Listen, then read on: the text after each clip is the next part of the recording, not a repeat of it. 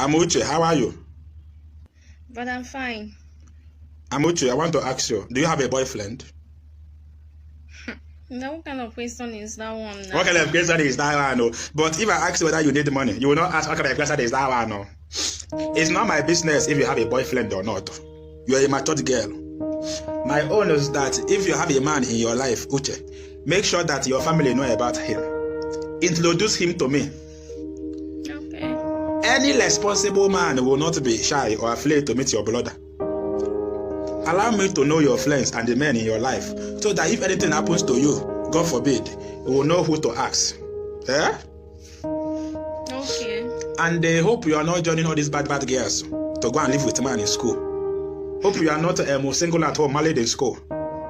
Because I know all you girls. Because when I was a student, before I dropped out, there's one girl living with me. It is not good though.